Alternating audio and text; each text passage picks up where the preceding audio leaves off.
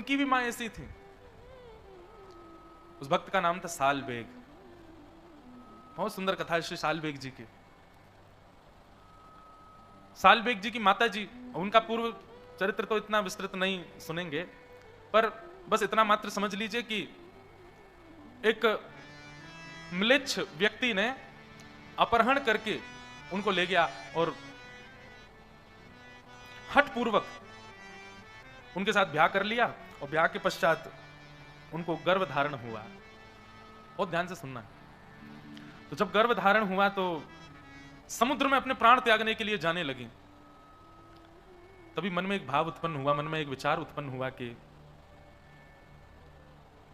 इसने क्या बिगाड़ा किसी का, इसका क्या दोष, मैंने अपने जन्मों के, पूर्व जन्मों के पाप के कारण ये सब मैंने सहा, पर इस जीव की क्या गलती है, इसको मैं क्यों मार रही हूं। बस वह भाव चित्त में आया और अपने प्राणों का त्याग करने जा रही थी, रोक लिया स्वयं को। कुछ समय के पश्चात उस बालक ने जन्म लिया। उसके पिता का नाम था काल बेग और उस बालक का नाम रखा गया साल बेग। साल बेग बचपन से ही अपनी मां के पास, मां के प्रति ज्यादा आकर्षण था, मां के साथ रहते थे और मां उनको श्री जगन्नाथ जी की सुंदर सुंदर कथा सुनाती थी। दर्शन करने कभी नहीं गया, कोसों दूर गांव में रहता है साल बेग, लेकिन रात्रि में सोते समय भी मां पूछती कि सोता नहीं साल बेग, तो उनको जगन्नाथ जी की कथा सुनाती। अभी कल परसों एक माता जी कोई आई थी बंबई से, वो बोली कि महाराज जी एक बात बताओ, छोटे बच्चों में अगर हम चाहें कि भक्ति प्रारंभ हो तो उसके लिए सबसे पहला क्या करना चाहिए, हमको कहां से प्रारंभ करना चाहिए बच्चों के अंदर भक्ति बढ़े उसके लिए। जगन्नाथ जी के बारे में उनकी माता जी सुनाती रहती हैं। जगन्नाथ जी के ऐसे बड़े बड़े नेत्र हैं, तेरे को पता है ऐसे बड़े नेत्र क्यों उनके? साल में कहता क्यों? बोले इतनी भीड़ होती है मंदिर में, सब लोग उनको देखें नहीं देखें, इसलिए ठाकुर जी को बड़े बड़े नेत्र हैं। बोले तुम मुझे मत देख पाओ, मैं तो तुम सबको देख रहा हूं। सालवेग कथा सुनता, पर जैसे जैसे थोड़ी आयु बढ़ने लगी, सालवेग अब कहता मां आप केवल कथा सुनाती हो, मुझे जगन्नाथ जी से मिलाओगी कब, मैं जगन्नाथ जी के पास जाऊंगा कब? इस प्रश्न का कोई उत्तर नहीं था मां के पास। कैसे जाएं, पिता बड़ा निष्ठुर है, मारेगा, हत्या कर देगा दोनों की। लेकिन सालवेग को कुछ कहती नहीं। एक दिन सालवेग अपनी मां के साथ छत पर बैठे थे और तभी गांव के लोग भर भर के सामान बैलगाड़ियों में और जा रहे थे। सालवेग ने पूछा मां ये सब लोग कहां जा रहे हैं? मां ने कहा अरे सुंदर तिथि आ रही है, श्री जगन्नाथ जी, बलभद्र जी, सुभद्रा जी तीनों रथ में आरूढ़ होंगे और श्री मंदिर से चल करके वह रथ 2-3 दिन का समय लगा करके और फिर गुंडीचा पहुंचेगा। ठाकुर जी पूरे विश्व के जगन्नाथ है ना, सबको दर्शन देने के लिए बाहर आते हैं। ऐसे उछल उछल करके ठाकुर जी सीढ़ियों से नीचे आते हैं, पंडाओं के कंधे पर हाथ रख करके, और भगवान पर रथ में विराजमान होते हैं। इतने लोग खींचते हैं, लाखों की तादाद में भीड़ जाती है। सब बातें मैया बताने लगी, बोले वहीं सब दर्शन करने जा रहे हैं। सालवेग पीछे पड़ गया, बोले मां मुझे भी जाना है, मुझे भी जाना है, मैं देखना चाहता हूं वो कैसे, आपने सब कुछ बताया मुझे, उनकी रसोई कैसे बनती, उनका श्रृंगार कैसे होता, उनकी आराधना कैसे होती, उनका मंदिर कैसा है। अरे मुझे तो ये भी पता जगन्नाथपुरी में कौन कौन सी गलियां, आपने सब मुझे बताया, पर मैं प्रत्यक्ष नहीं देख पाया हूं मां, मुझे देखना है उनको।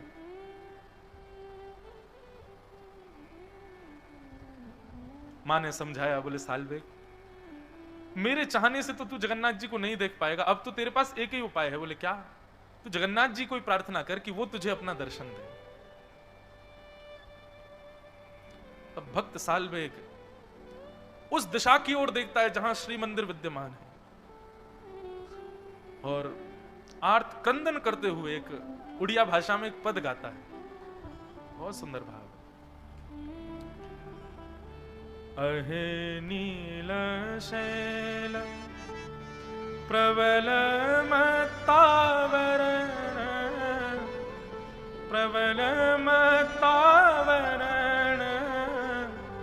मुआरत नलनी बनकु कर धनन। अहे नील शैल प्रबल मत्तावरण, प्रबल मत्तावरण, मुआरत नननी बनकु कर दनन। अहे नीला शैल। सालवेग कहता है अरे नीलाचल पर्वत के मतवाले हाथी जगन्नाथ, नीलाचल पर्वत पर आप विराजते हो। और मतवाला हाथी क्यों कह रहे हैं? बोले क्योंकि जब आप मंदिर से उतर करके नीचे रथ की ओर आते हो, उस समय आपकी चाल गजगामनी होती है, आगे को जाते हो फिर पीछे होते हो। कभी देखा श्री जगन्नाथ जी जब रथ पर आरूढ़ होने के लिए आते हैं, कैसी चाल होती है उनकी? इसलिए साल्वेग कह रहा है, अरे ओ नीलाचल पर्वत के मतवाले हाथी जगन्नाथ, मोआरत नलनी बनकु कर दलन। मेरे हृदय रूपी सरोवर में मेरे आपके दर्शन रूपी आर्त रूपी कमल को आकर के अपनी सूंड से पकड़ करके उसका भेदन कर दीजिए ना नाथ। सबको दर्शन देते हो, आप जगन्नाथ कहलाए जाते हो, मुझ पर कृपा नहीं करोगे? अच्छा, शायद इसलिए कृपा नहीं कर रहे क्योंकि मैं एक मिलेच का बेटा हूं, मैं एक मुस्लिम का बेटा हूं।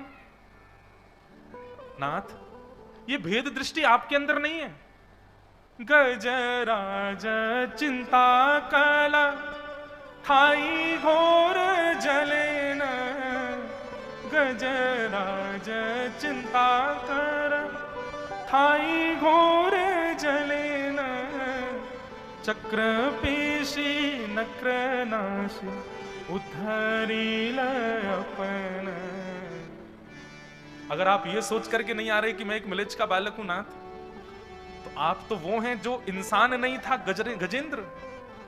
वो उस गजेंद्र को जब ग्राह ने पकड़ लिया तो आप गए उसकी रक्षा करने के लिए, और जाकर के आपने अपने सुदर्शन चक्र से उस ग्राह का भेदन करके और गज की सूंड को पकड़ करके आपने बाहर कर लिया। नाथ, मैं भी आपको पुकार रहा हूं, आइए ना, मुझको यहां से ले जाए, मुझे आपको देखना है और कोई मेरी इच्छा नहीं है प्रभु।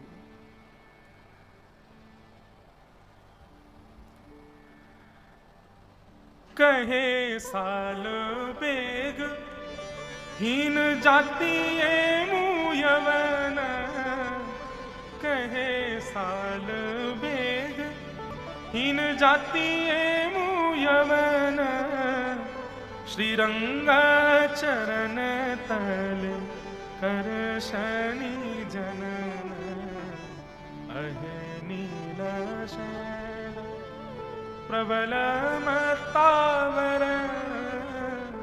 प्रबल मतावरण, मुआरत नलनी बनकु कर दलन, अहे नीला शैल। साल्वेग तो अपने घर की छत पर खड़ा खड़ा गा रहा है, जिस दिशा में जगन्नाथपुरी है उस दिशा में देख करके गा रहा है।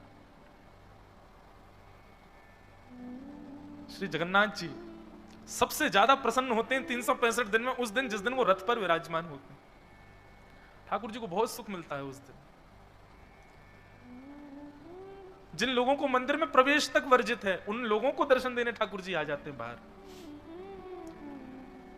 पर ब्रह्म परमात्मा जगदीश्वर जगन्नाथ, पूरे ब्रह्मांड के नायक, कितने सरल सहजता में आ जाते हैं सबको दर्शन देने। लेकिन आज जगन्नाथ जी प्रसन्न नहीं है।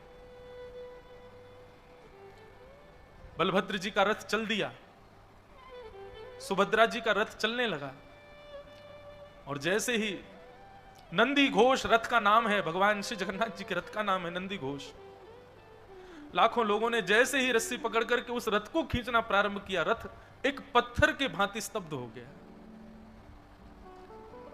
सब पुजारी चरणों में गिर गए, घुटनों पर बैठ गए, बोले महाप्रभु कृपा करो, क्या अपराध बन गया हम लोगों से, आज आपका रथ क्यों नहीं चल रहा है? राजा ने जाकर के विनती की, ठाकुर जी के चरणों में प्रणाम किया। भगवान आज भी जगन्नाथपुरी के राजा को अंदेशे देते हैं, स्वप्न देते हैं, भाव बता देते हैं, कोई भी इच्छा उनकी हृदय की होती है तो। राजा ने जाकर के प्रणाम किया, बोले महाप्रभु जी रथ आगे नहीं बढ़ रहा है, कोई अपराध बन गया हम लोगों से? महाप्रभु जगन्नाथ बोले आज रथ यात्रा में भीड़ नहीं आई मुझको देखने वाली? राजा बोले नाथ, जहां तक दृष्टि जा रही है सिर सिर दिखाई दे रहे हैं, लाखों की तादाद में लोग हैं, आपको क्यों लग रहा है कोई नहीं आया? बोले पता नहीं, मुझे तो कोई दिख ही नहीं रहा है, बस बार बार कानों में एक ही ध्वनि आ रही है, अरे नीलाचल पर्वत के मतवाले हाथी मुझ पर कृपा करो। तब श्री जगन्नाथ जी कहते हैं मुझे आज कोई नहीं दिख रहा है, मुझको केवल एक मेरे वैष्णव की इच्छा है, जब तक वो नहीं आएगा मेरा रथ आगे नहीं बढ़ेगा। बोले कौन है? ठाकुर जी ने दिशा बताई, इस दिशा में इतनी कोस दूर पर एक गांव है, वहां पर एक मेरा साल्वेग नाम का छोटा सा नन्हा सा बालक मेरा भक्त है, वो करुण क्रंदन करते हुए मुझे पुकार रहा है, उसको लेके आओ, जब तक नहीं आएगा मेरा रथ नहीं बढ़ेगा आगे।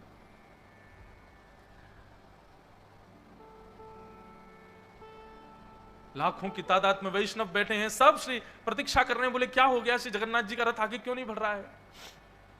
राजा ने अपनी सेना को भेजा, साथ में कई पंडे पुजारी ब्राह्मण भी गए, सब लोगों को भेजा, बोले जाओ पहले सालवेग को लेकर के आओ। इतनी दूर 1-2 दिन तक रथ खड़ा रहा श्री जगन्नाथ जी का, हिले ही नहीं, ठाकुर जी भोजन भी नहीं पा रहे, बोले सालवेग आएगा उसके बाद ही जाऊंगा मैं। तो वहां गए जाकर के, और सालवेग को जब इतने सब लोग वहां पहुंच गए तो कोई दिक्कत नहीं हुई, उसको बाकायदा एक पालकी में बिठाया, और पालकी में बिठा करके नाचते गाते हुए लेकर के आ रहे हैं सालवेग को। महाप्रभु जी ने आमंत्रण भेजा, श्री जगन्नाथ जी बुला रहे हैं सालवेग को। सालवेग तो इतने भाव में चला गया, मां से लिपट लिपट के रोए, बोले मां जगन्नाथ जी बुला रहे हैं। और जैसे ही सालवेग की पालकी पहुंची उस सुंदर पगडंडी पर जहां श्री जगन्नाथ जी का रथ चलता है, लाखों करोड़ों लोग केवल जगन्नाथ जी को देखते हैं उस दिन, लेकिन आज सबकी दृष्टि व्याकुल है देखने के लिए उस भक्त को, जिस भक्त के लिए रथ खड़ा है ठाकुर जी का। जैसे ही सालवेग की पालकी आई, सालवेग सामने आया, सालवेग को देखते ही श्री महाप्रभु जगन्नाथ जी झूमने लगे, उनका अपने अपने रथ के ऊपर ही ब्रह्मवेदी जिस पर ठाकुर जी विराजते हैं उसी पर ही मचलने लगे। पंडा पुजारियों से कहा, बोले जल्दी लाओ, मुझसे सहन नहीं हो रहा है, जल्दी लेके आओ इसको रथ पे चढ़ा दो ऊपर, और मेरे सामने इसको दंडवत करवाओ, मेरे हृदय से लगा दो। आचार विचार वाले बोले, भगवान रथ के ऊपर तो कोई नहीं। बोले अरे सब छोड़ो आचार विचार, बुलाओ उसको ऊपर लेके आओ मेरे सामने। चारों तरफ लाखों लोगों को देखे, उस सुंदर श्री मंदिर का दर्शन करे, सालवेग अपनी मां से जो जो सुना, जो जो भाव, पहली बार देख रहा है जगन्नाथपुरी को। नंदी घोष रथ का दर्शन किया, प्रणाम करके जैसे ही ऊपर चढ़ने लगा, ज्यों ज्यों ऊपर चढ़े त्यों त्यों ठाकुर जी की छवि उसके सामने प्रकट हो रही है। और जैसे ही पूर्ण ब्रह्म श्री जगन्नाथ जी के पूर्ण विग्रह का दर्शन किया सालवेग ने, यहां सालवेग के नेत्र सजल हैं, सामने श्री जगन्नाथ जी के नेत्रों से आंसू गिर रहे हैं। मानो आज सबको लगा हो कि श्री जगन्नाथ जी की भुजाएं सदा खड़ी और खुली इसलिए रहती हैं कि उनको प्रतीक्षा है कि एक दिन सालवेग आएगा और मेरे हृदय से लगेगा। सालवेग ने जाकर के दौड़ करके महाप्रभु जी को अपने हृदय से लगा लिया। देख करके पूरा जगन्नाथपुरी उस दिन भावावेश में प्रवृत्त हो गया। ठाकुर जी को हृदय से लगा करके खूब रोया सालवेग, और हृदय से लगाने के बाद जैसे ही दंडवत किया, दंडवत करने के बाद सालवेग फिर कभी नहीं उठे, चरणों में ही रह गए श्री महाप्रभु जी के। आज भी वहां के सब पंडा पुजारी वर्णन करते हुए बताते हैं कि जो रथ मार्ग है, ठाकुर जी का रथ जहां चलता है, वहीं बीच मार्ग में सालवेग की समाधि है, और आज भी ठाकुर जी अपने उस सालवेग को याद करके अपना रथ वहां रोकते हैं, और रोक करके मानो थोड़ी देर के लिए ठाकुर जी भावावेश में चले जाते हैं, और तब इस भाव का वहां गायन सब पंडा पुजारी करते हैं। अहे नील शैल प्रबल मतावन मुआरत नलनी बनकु कर दलन अहे नील शैल। ऐसे श्री जगन्नाथ महाप्रभु। तो लोग पूछते हैं भक्ति में क्या क्या चीजें आवश्यक हैं। जप आवश्यक है, मन की एकाग्रता आवश्यक है, नियम आवश्यक हैं, पर एक बात और लिख लो भैया, मातृ पितृ आशीर्वाद भी बहुत आवश्यक है। सालवेग को अपनी मां की आशीर्वाद से, मां की कृपा से जगन्नाथ जी प्राप्त हुए। यदि मातृ पितृ प्रसन्न नहीं है बंधुओं, तो भी भगवत प्राप्ति में कहीं ना कहीं बंधन आ जाएगा। तो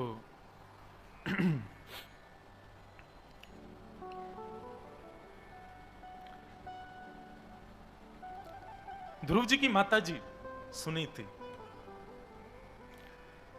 सुनीति अपने बालक को खूब उसको लालन पालन करती हैं, कथाओं में ले जाती हैं, सत्संग में ले जाती हैं, संत महापुरुषों के पास लेकर के जाती हैं, तीर्थों की सुंदर सुंदर कथाएं सुनाती हैं। एक दिन ध्रुव जी महाराज अपने सखाओं के साथ क्रीड़ा कर रहे थे, खेल रहे थे। तभी उनके सखाओं ने उनसे पूछ लिया, ध्रुव तुम्हारे पिता कौन है? तुम्हारी मां को तो हम सब जानते हैं, पर तुम्हारे पिता कौन है?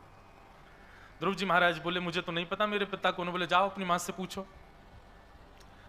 ध्रुव जी महाराज अपनी मैया के पास आए और मां से आकर के आज पूछा, बोले मां मेरे पिता कौन है? कथा सबको पता है, बस सूक्ष्म में कह के चलूंगा मैं। मां ने दिखाया, इस सामने जो महल है ना ध्रुव, यहां के जो राजा हैं वही तुम्हारे पिता हैं। एक दिन इच्छा हुई ध्रुव जी के मन में और पिताजी की गोद में बैठने का भाव रख के, पिताजी को देखने का भाव रख के महल में प्रवेश कर गए। और जैसे ही महल में प्रवेश किया, अपने पिता को देखा और पिता की गोद में जब छोटी मां के पुत्र का दर्शन किया, ध्रुव जी महाराज व्याकुल हो गए। बालक का स्वभाव है, अपने पिता या मां के गोद में दूसरा बालक दिखे तो बालक से स्वीकार नहीं होता। ध्रुव जी महाराज और आतुरता होकर के अपने पिता के समीप जाने लगे, मैं भी बैठूंगा गोद में। छोटी मां ने आकर के रोक दिया, आकर के कहा, कहां जा रहे हो? बोले पिताजी की गोद में बैठूंगा। बंधु, ये पिताजी की गोद में बैठना, राज्य गद्दी पर बैठना, ये ध्रुव जी का पूर्व जन्म से ही ऐसा भाव था। ऐसा कथा बताते हैं कि श्री ध्रुव जी महाराज पूर्व जन्म में एक राजकुमार थे और एक दिन विरक्त होकर के भगवत प्राप्ति के लिए वन में चले गए। और वन में जाकर के उन्होंने खूब तपस्या की, भगवत प्राप्ति के लिए खूब भजन किया। भगवत प्राप्ति के बंधुओं, ठाकुर जी आपकी उत्कंठा देखते हैं। भगवान ने कुछ नियम, कुछ क्रम संजोए होते हैं कि इसको इतने दिन में मिल जाएंगे, इसके भजन के प्रभाव से इतने दिन में कृपा करेंगे, आदि आदि जो भी। भगवान ने मन में विचार कर लिया था, इसकी बस अवधि पूर्ण होने वाली है, 6 महीने में हम अब इस बालक को मिलेंगे, ये जो राजकुमार आया है। पर तभी उस वन में एक दूसरे नगर का राजा, वो अपने भोग विलास के लिए कई सारी स्त्रियों को संग लिए, कई सारे गाने बाने बजाने और सब क्रम आदि जंगल में अपना विलास कर रहा था। रात भर नृत्य होता था, राजा बैठ करके देखता था। और वहीं समीप में ही ये राजकुमार तप कर रहे थे। इन्होंने जब रात्रि में शोर संगीत सुना, रात्रि भर नाच गान हो रहा है, तो इन्होंने जाकर के देखने का प्रयास किया। तो देखा तो इनके मन में ये भाव आ गया, मैं अपने राजकुमार की गद्दी छोड़ करके यहाँ वन में आकर के और यहाँ पे निष्ठुरता से भगवत प्राप्ति का भजन कर रहा हूँ। इतने साल तो मुझे हो गए, ना जाने कितने दिन और लगेंगे। अगर मैं भी अभी राजकुमार ही होता तो मैं भी ऐसे भोग विलास कर रहा होता, इतना आनंद कर रहा होता, प्रेम से भोजन कर रहा होता, पा रहा होता, नाच रहा होता, गा रहा होता। किसी अन्य के भोग्य वस्तु को देख करके हृदय में भोग उत्पन्न हो गया। और बस उसी समय जीवन में जितना उन्होंने तप किया था, बस 6 महीने का तप रह गया था, 5 महीने का तप रह गया था, उसमें उतने और कर लिए तो भगवान मिलने ही वाले थे उनको। लेकिन भोग्य वस्तु के प्रति आकर्षित होकर के और उन्होंने उसी के अपना तप छोड़ दिया। उसी का परिणाम कि ध्रुव जी को अपने इस जन्म में 5 महीने में भगवान मिल गए, क्योंकि 5 महीने का ही भजन शेष था पूर्व जन्म से। और दूसरा, प्रारंभ में ये पिता की गोद में बैठने की इच्छा, ये इनका पूर्व से ही ऐसा भाव था कि मैं राजकुमार होता। इसलिए यह भावना भी उनके बार बार चित्त में प्रकट हो रही थी। बंधुओं, इससे यह बात निश्चित होती है कि कई बार संसार के विषयों के प्रति आपका मन यदि आतुर होता है तो निश्चित है इस जन्म में तो आपने ऐसा कुछ किया नहीं, फिर क्यों हो रहा है? यह आपके पूर्व देह में ऐसी प्रवृत्ति थी, इसी कारण से वो इच्छा हो रही है। यह आपकी इच्छा नहीं है, यह पूर्व देह की इच्छा है, पूर्व कर्मों की इच्छा है। उसको पूर्ण मत कीजिए, उसके प्रति आसक्त मत होइए। और जिस भाव के प्रति आकृष्ट होकर के आप भजन छोड़ दो, जिस भाव के प्रति आकृष्ट होकर आप सेवा छोड़ दो, कथा छोड़ दो, समझ लेना ये तो पूर्ण रूपेण पूर्व जन्म में मेरी मृत्यु का कारण ही यही भाव था, यही संसार का भोग था। इसी की वजह से भगवान नहीं मिल पाए मुझे, इसका तो विष के समान त्याग करना है मुझे, ऐसी भावना होनी चाहिए। मान लीजिए आप भक्त बन गए, आप कथा सुनने लगे, सेवा हो रही है ठाकुर जी की, पर एक ऐसी कोई चीज, ऐसा कोई व्यवहार या ऐसा कोई सांसारिक भाव आता है, उसके आगमन होते ही, चाहे आप कथा में हो चाहे आप सेवा में हो, सबका त्याग कर देते हो उसके आते ही। तो इसका मतलब क्या है? वो इतना बलवान है कि आपका भजन छुड़वा देता है। तो निश्चित ही यही आपके पूर्व जन्म में मृत्यु का कारण था, इसी कारण से भगवत प्राप्ति नहीं हुई। इसीलिए इस जन्म में शेष भजन तो आप कर रहे हो, पर बार बार वो आकर के बीच में सता रहा है, उसको स्वीकार मत कीजिएगा।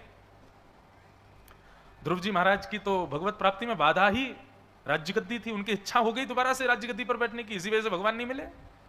और इस जन्म में भी वही भाव उत्पन्न हो रहा है। परंतु तभी बीच में आकर के मां ने रोक दिया। ध्रुव, कहां जा रहे हो? छोटी मां ने, मैं पिता की गोद में बैठूंगा। बोले क्यों बैठना है? बोले मेरे पिता हैं इसलिए। बोले वो तुम्हारे पिता तो हैं, पर मैं तुम्हारी मां तो नहीं हूं ना। और इस गद्दी पर बैठने का अधिकार उसी को है जो मेरे गर्भ से जन्म लेगा। जाओ वन में, जाओ वन में जाकर के भगवान का भजन करो, और भगवान जब प्रसन्न होकर के कहें वरदान मांगो, तो भगवान से मांगना छोटी मां के गर्भ से मेरा जन्म हो जाए। मेरे गर्भ से उत्पन्न होकर के जब आओगे तब बैठोगे इस राज्य गद्दी पर। मां ने फटकार दिया, डांट दिया। ध्रुव जी महाराज वहां से चले गए, अपनी मां के पास जाकर के रोए। ध्रुव जी महाराज ने कोई बहुत शिकायत नहीं की अपनी मैया से जाकर के, बस रोने लगे। मां ने पूछा क्या बात है? तब ध्रुव जी ने नहीं, दासी ने आकर के बताया। बोला छोटी मां ने बहुत डांटा और उनसे कह दिया कि वन में जाओ, वन में जाके भगवान का भजन करो, प्रसन्न होकर वरदान मांगने को कहें तब कहना छोटी मां के गर्भ से जन्म लूं। वैष्णव व्यक्ति का, बालक का स्वभाव होता है वो अपनी तरफ से अपने ऊपर घटने वाली घटनाओं का ज्यादा प्रस्तुतिकरण या ज्यादा उसका उल्लेख नहीं करता, गोपनीय रखता है। ध्रुव जी महाराज ये शिकायत करना, चुगली करना, ये वैष्णव के लक्षण नहीं है। ध्रुव जी ने नहीं कहा मां से, किसी ने आकर के बताया, तब मां ने ध्रुव जी को समझाया। ध्रुव तुम क्यों इतने विचलित हो गए अपनी मां की बात से? बोले मां मैंने तो कुछ कहा नहीं, मैं तो बस गया था पिता की गोद में बैठने के लिए। क्यों? उन्होंने ऐसा क्यों कहा कि तुम वन में जाओ, वन में जाके भगवान का भजन करो, वरदान के रूप में कुछ और नहीं, ये मांगना कि मेरे गर्भ से जन्म लो।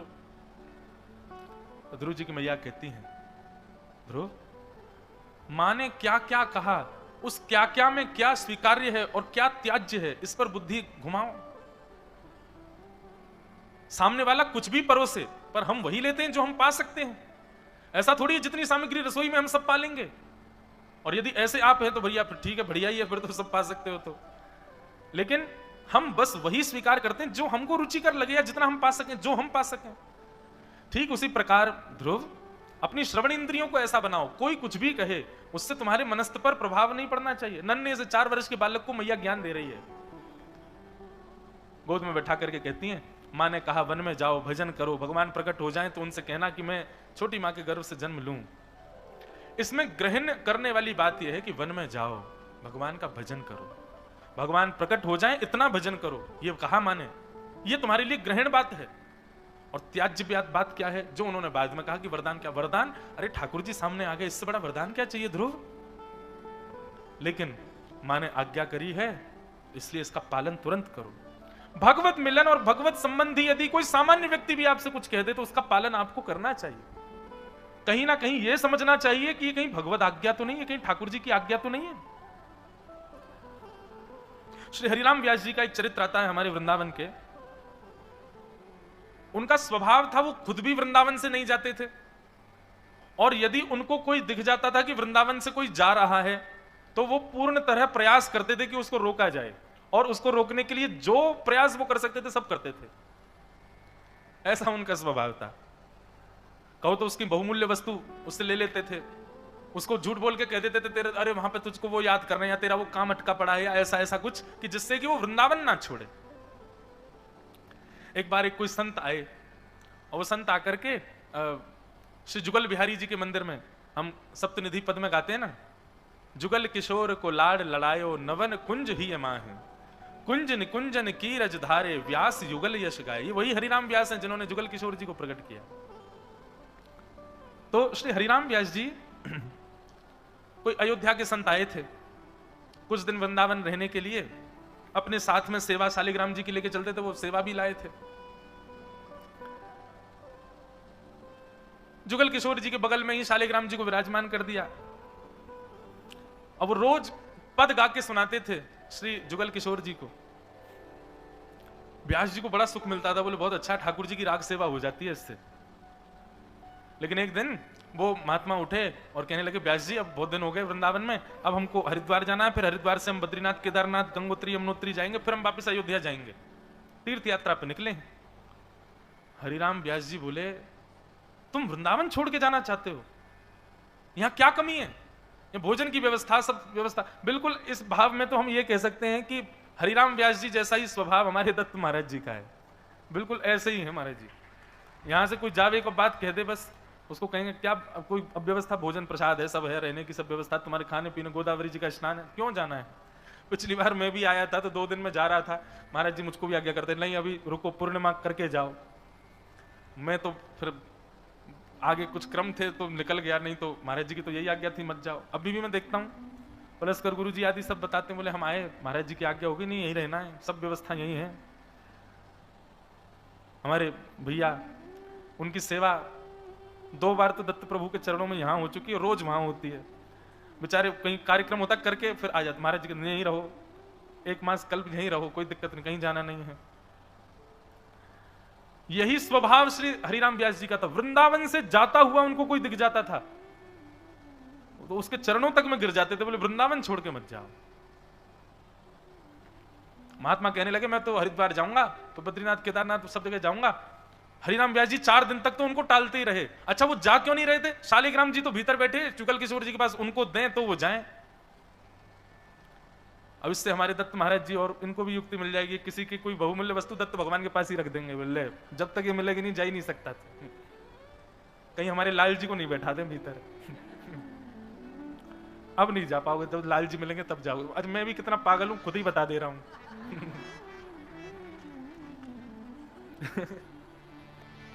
तो श्री हरिराम व्यास जी का ऐसा ही स्वभाव था।